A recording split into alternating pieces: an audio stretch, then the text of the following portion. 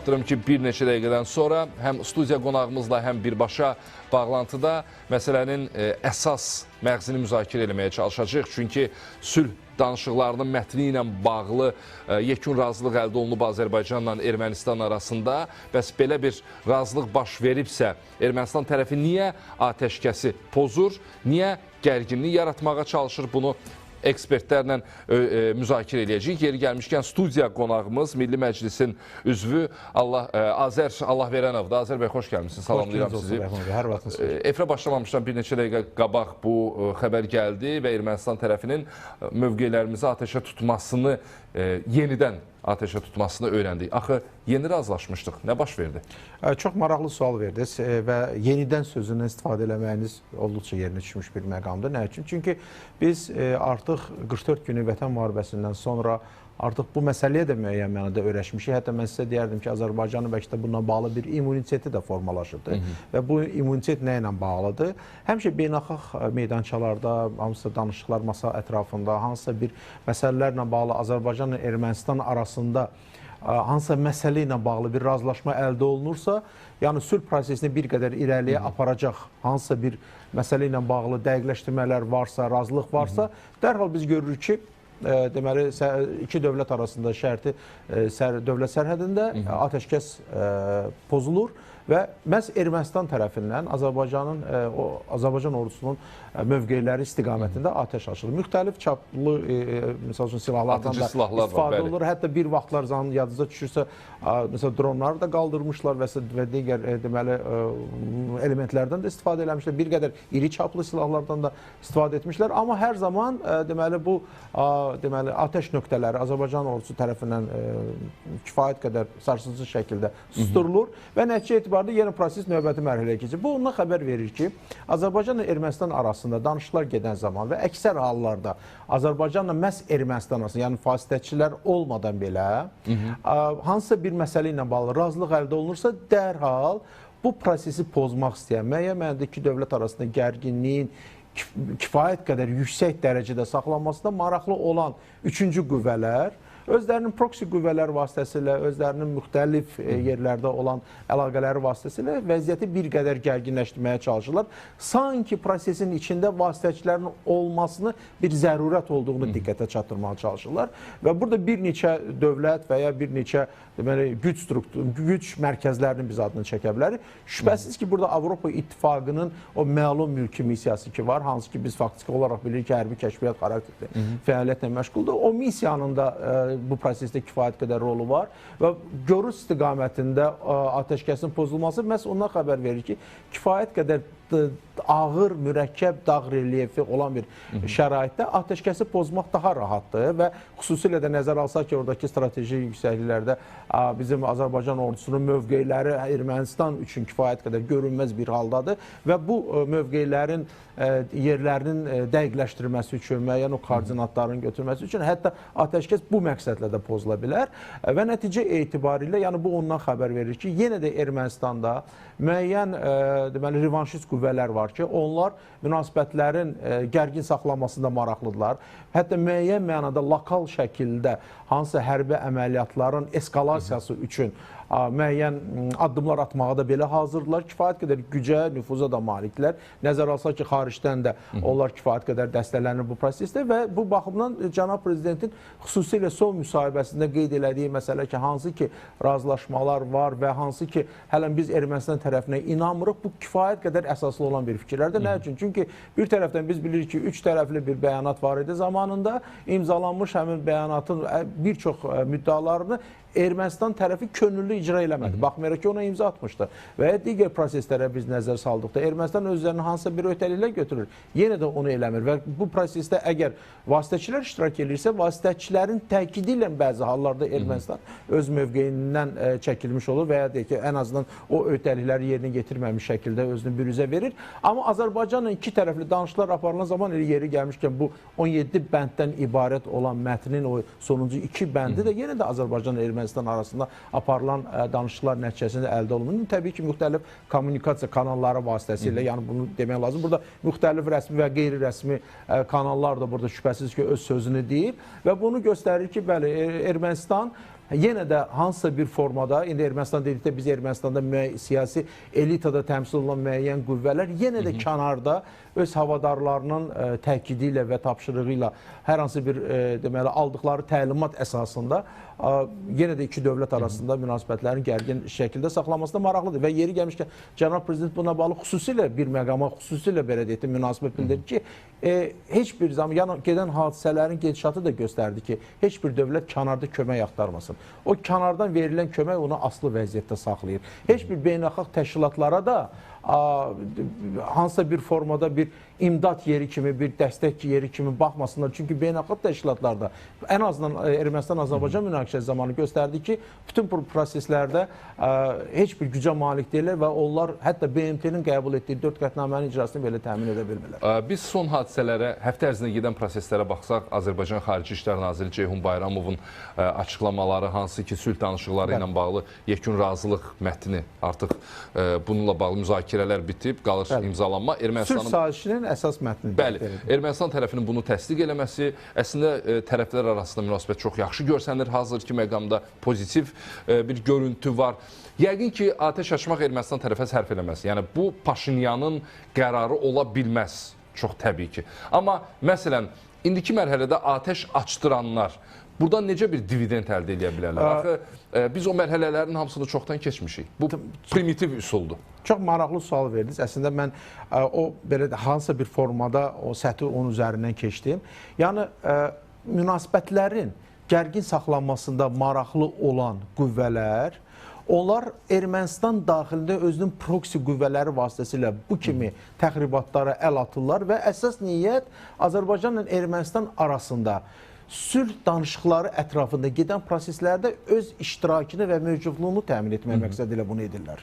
Yəni, bu müxtəlif tərəflər, müxtəlif dövlətlər və müxtəlif təsisatlar da ola bilər. Hətta yadınızdan çıxartmayaq, misal üçün, ATƏT-in Minsk qrupu məsələsi. Axı, Minsk qrupu ilə bağlı Ermənistan deyir ki, artıq mən Azərbaycan tərəfinin bu tələbini qəbul edirəm, Minsk qrupu kimi təsisata ehtiyac yoxdur, çünki münaqişə yoxdur. Dərhal təxribat baş verir. Yəni, bu demək ki, münaqişə var əslində, demək istəyirlər. Göstərmək istəyirlər ki, münaqişə var. Bəli, münaqişə var, gərginlik var və hətta verbal şəkildə əldə olunan razılıq, hətta bu sülh prosesinin növbəti mərhələyə keçirilməsi üçün kifayət deyil. Halbuki, biz bilirik ki, əgər 17 bənddən ibarət ortada masa üzərində bir sənəd var isə və 17 bəndinin hamısı da əhatə olunursa və yaddan da çıxartmayaq, həmən 17 bənddən ibarət olan sənəd vaxtında 2023-cü ilin aprel ayında Azərbaycanın irəli sürdüyü 5 prinsipi bütün hamısını özündə ehtiva edirsə, bu artıq bu demək ki, biz növbəti fazəyə daxil olur, növbəti mərhələyə daxil olur və növbəti mərhələdə siz dediyiniz kimi, həmin o eskalasiya yaratmaqda heç təbii ki, Ermənistanın baş naziri maraqlı deyil. Amma o proksi qüvvələr ki var, hansılar ki, müxtəlif silah alverində iştirak edirlər, müəyyən o maddi texniki bazanın təkmilləşdirməsi adı ilə xaricdən yardım alırlar, nə bilim, Avropa Komissiyasının sülh fondundan əlavə dəstəklər alırlar. Yəni, bu tipli dəstək alan tərəflər təbii ki, bekar oturmurlar. Ən azından onlar öz üzərinə götürdüklərdə müəyyən öhdəliklər var. Yəni, belə deyək, aldıqları pulu hərb meydanında, döyüş meydanında bir növ xərcləməklə, yəni vəziyyətin həqiqətində gərgin olduğunu bəli, elə bir təəssürat yaratmağa çalışırlar və bunun da hətta başqa bir elementlər də ola bilər. Təbii ki, onun üzərində müxtəlif səbəblər var. Mən sadaladığım 2 səbəbdən də başqa digər səbəblər də var. Təbii ki, bu öz təsirini göstərə bilər. Korrupsiya halları, Ermənistanın silahlı qüvvələri çərçivəsində o başqa bir prosesdir. Bunu biraz sonra ola bilər danışaq, əgər vaxtımız qalarsa. Mən istəyərdim hərbi ekspertlə bu son xəbəri bir müzakirə eləyək. Hərbi ekspert cənab polkovnik Şair Ramaldanovla söhbətləşəcəyik. Şair bəy, hər vaxtınız xeyir olsun. Salam, hər vaxtınız xeyir. Yenə də Azərbaycan ordusunun mövqeləri Ermənistan mövqələrindən atəşə tutulub. Bu dəfə Gorus rayonunun Dığ yaşayış məntəqəsi istiqamətində yerləşən mövqelərdən, ordumuzun mövqələrini atıcı silahlardan atəşə tutublar. Səbəbləri sizdən də eşidək. Burada müxtəlif versiyalar səsləndi. Siz nə deyirsiniz? Əsas səbəb ondan ibarətdir ki, mənə elə gəlir ki, bu regionla bağlı, xüsusən də Ermənistanın xaincə bu regionun təhlükəsizliyinə istiqamətləndirilən siyasi xətti əlavə qüvvələrə, bu regiondan xaric qüvvələrə imkan yaradır ki, onlar öz istəyinə və yaxud istəyinədir sülh müqaviləsi bağlanmasın və vəziyyət gərgin olaraq qalsın. Niyə? Ona görə ki, digər məsələlər, baxın görüm silahlanma hansı dalğası altında gəlir? Güya Ermənistana təhlükə var Azərbaycandan, Azərbaycan müharibə şəraitindədir və belə olduğu halda təbii ki, həm fortifikasiya qurğuları, həm silahlanma, həm Avropa missiyasının orada olması və s. və ilahi. Əlbəttə bunun üçün daxildə olan revanşist qüvvələrə müəyyən bir şəkildə dəstəkləyirlər və onların faktorundan istifadə edirlər. Gəlin baxaq görək bu nə üçün lazımdır? Bu gərginlik nə üçün lazımdır? Avropa missiyası hal-hazırda oradadır və Azərbaycan tərəfi bununla bağlı çox ciddi şəkildə bu məsələni qoyub. Onların orada mövcudluğu hansı halda ola bilər? Gərginlik olduğu o halda. Bu gərginlik yaratmaq üçün nə etmək lazımdır? Ateşkəsi pozmaq lazımdır.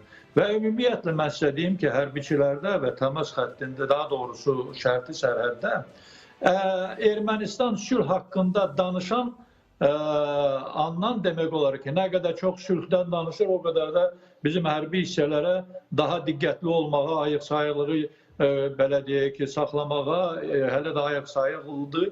Ancaq Ermənistan sülh deyəndə bizim üçün bu kəşfiyyat bir belə deyək, xarakterli məlumat ki, mütləq hardasa ateşkəs pozulacaq və yaxud hansısa təxribat gözlənilir. Əgər biz bizim tarixçəmizə baxsaq Ermənistanla istər Vətən müharibəsinə qədər, istər Vətən müharibəsindən sonra hər dəfə Ermənistan sülh haqqında danışanda mütləq biz əvvəl təməz xəttində idi, indi şərti sərhəndə bu şeylər baş verir. Niyə baş verir? Nə istəyirlər bundan? Niyə təxribata yönəldirlər? Niyə biz iri miqyaslı təxribat gözləyirik? Ona görə ki, həmən qüvvələr bu regionda öz mövcudluğunu saxlamaq üçün və burada hansı məqsədlərə yönəlib biz bunu bilirik. Rusiya faktoru var burada, Cənub qonşusu faktoru var burada. Azərbaycan sadəcə müharibə şəraitində olan bir, belə deyək, bu şəraitdən istifadə etmək istəyirlər. Nə olacaq? Ola biləcək iri miqyaslı təxribat. İri miqyaslı təxribatın sonrası nə olacaq? Azərbaycan təbii ki, hansısa tədbirlər görəcək, cavab verəcək. Belə olduğu halda Avropada institutlar başlayacaq, beynəlxalq institutlar başlayacaq işləməyə. O beynəlxalq institutlar nə edəcək? Qətnamələr qəbul edəcəklər. O qətnamələr təbii ki, kimin xeyrinədir və hansı belə deyək ki, niyyətlə onlar qəbul olunacaq? Bu da çox sir deyil. Belə olduğu halda həmən bu regiondan xaric olan qüvvələrə burada öz maraqlarını təmin etmək üçün həmən o qətnamələr hüquqi baza yaradır. Və hüquqi baza əsasında onlar burada artıq digər məsələləri də genişləndirməyə imkan yaradır. Ona görə Ermənistanın bugünkü siyasəti tutduğu mövqe bu region üçün bu baxımdan çox təhlükəlidir. Ona görə də dəfələrlə Ermənistanı Ukraynada olan vəziyyətlə və Ukraynada gedən proseslərlə bəzən paralel aparırlar ki, bizim regionda bu Ermənistanın siyasəti nəticəsində biz bu təhlükə altındayıq. Və bununla bağlı bilirsiniz ki, cənab Prezident İlham Əliyev forumda çox düzgün Ermənistanın xarakterizə elədi. Onların sülhə gedən yolu xarakterizə elədi. Onların sülhə gedən, belə deyək, o sülh çətiri altında öz çirkin əməllərini həyata keçirtmək və onların havadarları ilə birgə hansı addımlar atmasını çox açıq-aydın göstərdi və çox düzgün olaraq Avropa missiyası sayılan missiyanı kəşfiyyatçı bir missiyasını olduğu və kəşfiyyat apardığını söylədi. Və indi bu saat ateşkəs pozarkən mən deyərdim ki, hərbi cəhətdən bunu artıq biz bilirik. Müşahidələr getdi, binokullar və s. və ilahi son zamanlar bu tez-tez olurdu. İndi bu saat ateşkəs pozulur və ateşkəs pozulanda cavab ateşinə Azərbaycan tərəfi cavab verəndə təbii ki, onlar bizim ateş mövqeyləri də özləri üçün qeyd etməyə, hansı mövqeylər, hardan ateş açılır, onları da qeyd etmək prosesi istisna olunmur. Ona görə də mən deyərdim ki, Ermənistanın sülhə çağırışı daha çox hərbə çağırışı kimi qəbul etmək daha düzgün olar. minnətdaram sizə operativ olaraq fikirlərinizi bizimlə bölüşdünüz. Qeyd edim ki, cənab polkovnik Şair Ramaldanovla danışdıq. Studiya qonağımız Milli Məclisin üzvü Azər Allahverənovla söhbətimizə davam edək. Azər bəy, deməli, Ermənistan baş naziri Nikol Paşinyanla İran prezidenti Məsud Pezeşkiyan telefonda danışıblar və Paşinyan Pezeşkiyana bu sülh gündəliyi ilə bağlı məlumat verib, son prosesləri əməli başlı izah edib. Qeyd edeyim ki, razılaşmadan sonra Putinlə də telefonda danışmışdı. O Putini də məlumatlandırmışdı. Belə görünür ki, tək qalmaqdan qorxan bir Paşinyan var. Hər ehtimala qarşı mən sizə axı məlumat verdim deyə bir təəssürat formalaşdırmağa çalışır. Putinə zəng, ardınca Pezeşkiyana zəng. Bu əslində öz-özlüyündə nədən xəbər verən amildir? Rəhman bəy, tək onlara yox, mən əminəm ki, bu günlərdə, sabahda biz eşitəcəyik ki, Fransa prezidentinə də zəng getdi, həmin Avropa İttifaqının sədrinə də zəng olundu və s. və ilaxır. Yəni, bu zəngləri biz belə bir adi qəbul eləyək, amma bəlli məsələ nədir? Bəlli məsələ odur ki, yəni verilən informasiya təbii ki, müəyyən mənada məhduddur, amma görsənən budur ki, həm İranın, həm Rusiyanın, həm Fransanın, həm Avropa İttifaqının sırf Ermənistanla bağlı müəyyən gözləntiləri var, konkret olaraq və bu gözləntilər hər bir tərəfin də özünə məxsus bir maraqları var. Ermənistan çalışır ki, bu maraqlar arasında bir hansısa bir optimal yol seçsin. Yəni, çox gözəl başa düşür ki, razılaşdırılmış 17 bənddən ibarət olan sənəd bu kifayət deyil. Yəni, sülh prosesinin daha da qabağa aparılması üçün orada çünki çox ciddi iki dənə digər bir məsələlər var ki, hansı ki, biri bilavasitə konkret olaraq konstitusiyanın dəyişdirilməsi ilə bağlı olan bir məsələdir və ya digər bir məsələ Zəngəzur dəhlizinə bağlı olan məsələdir. Hər iki halda, hər iki məsələdə belə konkret olaraq, misal üçün, Rusiyanın da özünə məxsus bir maraqları var ortada, eyni zamanda İranın da var. İranın hər zaman dilə gətirdiyi qırmızı xətt və digər məsələlər də faktiki olaraq Ermənistanın başı üzərində bir damokl qılıncı funksiyasında bir yerinə getirən bir mövqeyidir və ən azından tərəflərlə o diplomatik dildə danışsaq, o saatların tutuşdurulması, saatların dəqiqləşdirilməsi kimi elementlər də ola bilər ki, yəni faktiki olaraq Ermənistan tərəfi göstərmək istəyir ki, mən bölgədə maraqlı olan dövlətlərlə sıx təmasdayam və ən azından öz mövqeyini qoyur ortalığa. Deyək, faktiki olaraq bugün əldə olunmuş razılaşma nəyə xidmət eləyir və bu prosesdən Ermənistanın gözləntiləri nədən ibarətdir və qətiyyən bu gözləntilərlə İranın gözləntiləri deyə kəsişməməlidir. Yəni, üst-üstə düşüb, yəni ümumi maraqlar naminə idarə olunan bir-birinə qətiyyən zid olmamalıdır. Eyni bir proses də Rusiya ilə bağlıdır. Çünki Rusiyanın da bəlli məsələdir. Yəni, son siz baxsaz, Xarici İşlər Naziri səviyyəsində bəyanatlarına diqqət yetirsəz, hətta bu məsələləri də müəyyən mənada Mətbuat Xidməti rəhbəri də bu və ya digər formada, daha sonra Mətbuat Xidməti sözçüsü də dilə gətiribdir. Yəni, faktiki olaraq Rusiya bu prosesdən özünü təcrid olunmuş tərəf kimi görür. Amma reallıqda Ermənistan tərəfindən Rusiyaya belə bir mesajın ötürülməsi o kommunikasiyaların qüvvədə saxlanmasında maraqlı olduğunu göstərmək üçün atılmış bir addımdır.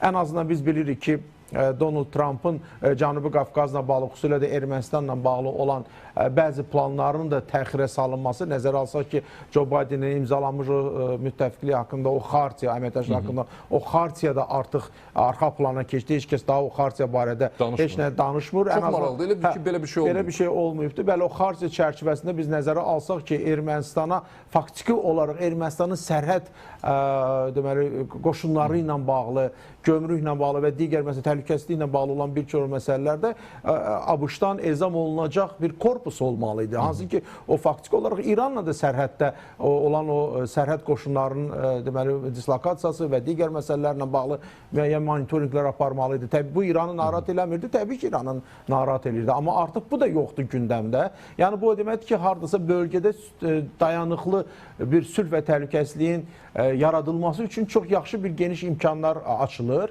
və yaddan da bir məsələni də çıxartmayaq.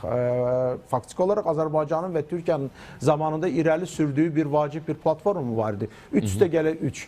İran kimdir? Həmən o 3 üstəgəl 3 platformasının əsas iştirakçılarından biri. Rusiya kimdir? Yenə də həmin o deməli iştirakçılardan biridir. Və çox maraqlı bir nüans nədən ibarətdir? Sanki Ermənistanın baş naziri bizim cənab prezidentin bu son müsahibələrində bir çox vacib bir məqama toxundu. O məqam nədən ibarətdir? Deyir, artıq milli dövlətlər bilməlidirlər ki, onlar iki tərəfli danışıqlar apardıqda, iki tərəfli münasibətlər qurduqda daha çox uğura nail ola bilirlər. Nəinki çox tərəfli, müxtəlif təsisatların çətiri altında və digər.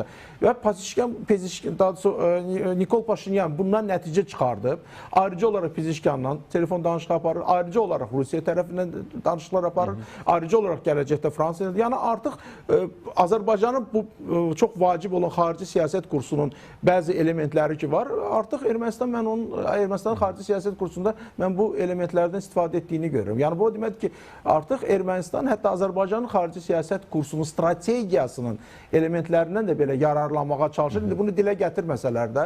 Amma görsənən budur ki, Ermənistan təbii ki, hər iki tərəfə mesajları ötürməklə özünün daha çox sülh tərəfdarı olduğunu göstərməyə çalışır. Və bəlli məsələdir ki, növbəti mərhələdə hər iki tərəf, istər İran olsun, istər Rusiya olsun, onlar bu və digər formada Ermənistan qarşısında müəyyən şərtlər irəli sürə bilərlər. Amma yenə də bir məsələni də yaddan çıxartmıyor. Axı Ermənistan burada heç nə həll eləmir. Həll eləyən Azərbaycan tərəfidir. Azərbaycan tərəfinin sülh gündəliyidir. Azərbaycan tərəfinin irəli sürdüyü sülh gündəliyinin əsas prinsiplərdir. Azərbaycan tərəfinin sülh və təhlükəsizliyin təmin olunması ilə bağlı gücə və qüdrətə malik olan tərəf qismində çıxış etməsi olmasıdır ki, yəni bunu təbii ki, Ermənistanın bugün sıx təmasda olduğu dövlət rəhbərləri də bilirlər. Bu arada Ermənistan çox can atır, çox ürəkdən istəyir ki, Türkiyə ilə münasibətləri yaxşılaşdırsın. Hətta bəlkə jurnalistlərlə görüş və digər hətta bəlkə Azərbaycandan daha çox istəyir ki, Türkiyə ilə münasibətləri yaxşı olsun, amma bir əngəl var. Bəli, Türkiyə də deyir ki, get Azərbaycanla problemləri həll elə, sonra gələrsən danışarıq. Bu arada biraz əvvəl açıqlama olub, Türkiyənin Nəqliyyat və İnfrastruktur naziri Abdülqadir Uraloğlu deyib ki, Zəngəzur dəhlizinin Türkiyədən keçən 224 kilometrlik hissəsi ilə bağlı qarşıdakı aylarda işlər başlayacaq. Bu özdə nədənsə xəbər verir. Təbii, bu iddia deyil, bu artıq rəsmi açıqlamadır. Yox, bu çox məsələlərdən xəbər verir və bu da ondan da eyni zamanda xəbər verir ki, Ermənistan üzərindən keçəcək kommunikasiyaların açılması elə də uzaqda deyil. Yəni bunun konkret perspektivləri var və bilavasitə Zəngəzur dəhlizi ilə də bağlı yadımıza salaq Ermənistanın baş nazirinin son deməli açıqlamaları, hansılar ki, dəmir yolunun istifadəyə verilməsi kimi məsələlər barədə də müsbət fikirlər söylənilmişdi.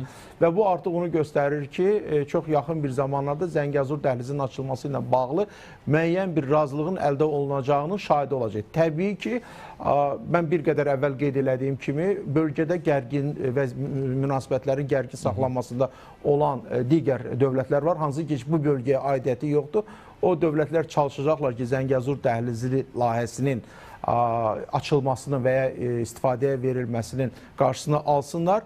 Amma ümid edək ki, Ermənistandakı siyasi güclər arasındakı olan o pragmatik düşüncəyə malik olan qüvvələr, onlar buna müqavimət göstərir və Zəngəzur dəhlizinin və digər kommunikasiyaların tez bir zamanda açılmasına nail olacaq və nəticə etibarilə Ermənistanın inkişafı da həmin o kommunikasiyaların açılmasından irəli gəlir. Yəni, bax, bu tip pragmatik düşüncəyə malik olan qüvvələr Ermənistanda var və ümid edək ki, onlar digərlərindən daha qətiyyətli olub və daha güclü şəkildə onlara müqavimət göstərərək bax bu tip kommunikasiyaların açılmasına nail olacaqlar və nəticə etibarilə bölgə üçün çox mühüm əhəmiyyət kəsb edən Zəngəzur dəhlizi və digər kommunikasiyaların istifadəyə verilməsi həm Azərbaycanın əsas ərazisi ilə Naxçıvan Muxtar Respublikasının əlaqələndirilməsi, həm gələcəkdə Zəngəzur dəhlizinin üzərindən keçəcək beynəlxalq yüklərin daşınması və eyni zamanda həmin o kommunikasiyalar açılmaqla orada digər iqtisadi kommunikasiyalardan söhbət gedir.